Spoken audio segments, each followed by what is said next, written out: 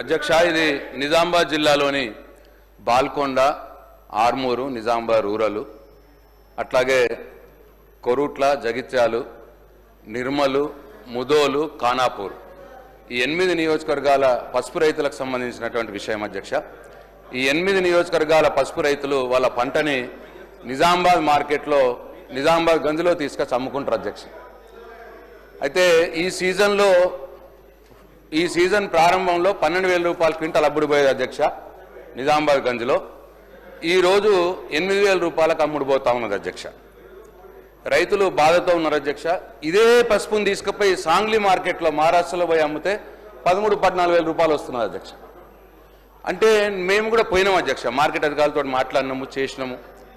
అయితే అక్కడ ఏం జరుగుతున్నది అధ్యక్ష, ఈ యొక్క ఖరీదారులు సిండికేట్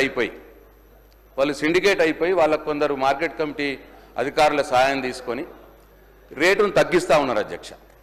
ఇది చాలా బాధగా ఉన్నది రైతులకు. ఈ మధ్యలోనే వాళ్ళు పెద్ద ప్రొటెస్ట్ కూడా చేశారు. వితౌట్ పాలిటిక్స్ లేవు అధ్యక్ష. అది రాజకీయాలకు అతీతంగా రైతులే వాళ్ళ ధర పడిపోతూ ఉంటే పాపం బాధతో వాళ్ళు స్వచ్ఛందంగా ప్రొటెస్టులు కూడా చేస్తూ ఉన్నారు అధ్యక్ష. అయితే సాంగ్లీలో ఇక్కడ ఇష్యూ ఏంటంటే అధ్యక్ష, సాంగ్లీలో 14,000కి ఎట్లా అమ్ముడుపోతున్నది ఇదే పసుపు, నిజామాబాద్ మార్కెట్లో 8-9 ఎందుకు తగ్గింది? ఇది సాల్వ్ కావాల్సినటువంటి విషయం అధ్యక్ష. అట్లనే అధ్యక్ష, ఇంకో పక్క విచిత్రం ఏంటంటే అధ్యక్ష, పసుపు బోర్డు ఈ మధ్యలో కొత్తగా ఏర్పాటైంది అధ్యక్ష. పసుపు బోర్డు ఏర్పాటు కాగానే పాపం మా రైతులంతా పసుపు రైతులు అనుకున్నారు మద్దతు ధర వస్తుంది అని అనుకున్నారు అధ్యక్ష. ఎందుకంటే అప్పుడు బీజేపీ వాళ్ళు ఎన్నికలప్పుడు హామీ ఇచ్చినారు, పసుపు బోర్డు మద్దతు ధర 15,000 రూపాయలు ఇప్పిస్తామని. పసుపు బోర్డు వచ్చింది. పసుపు బోర్డు లేనప్పుడు లాస్ట్ ఇయర్ 16,000 మద్దతు ధర ఉండేది అధ్యక్ష పసుపుకి.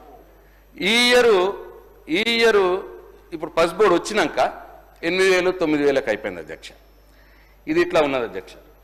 అయితే ఈ సందర్భంగా రైతులు ఇప్పుడు ఏం కోరుతున్నారంటే అధ్యక్ష, ఈ ఎవరైతే ఖరీదారులు సిండికేట్ అయ్యి రైతులని వాళ్ళు పాపం ఫోర్సబుల్గా, అంటే ఆన్లైన్ ఉంటుంది అధ్యక్ష, ఏం చేస్తున్నారు, 2-3 కుప్పల్ని ఆన్లైన్ వాడుతున్నారు, మిగతాది అసలు ఆన్లైన్ ఎవరు పాడారు అందరు కూడా వలుక్కొని.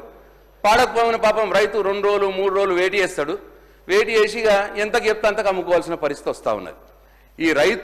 ఈ ఖరీదారుల యొక్క సిండికేట్ కుట్రల్ని వాళ్ళ మీద చర్యలు తీసుకోవాలి రాష్ట్ర ప్రభుత్వాన్ని అని చెప్పి రైతులు కోరుతున్నారు అధ్యక్ష.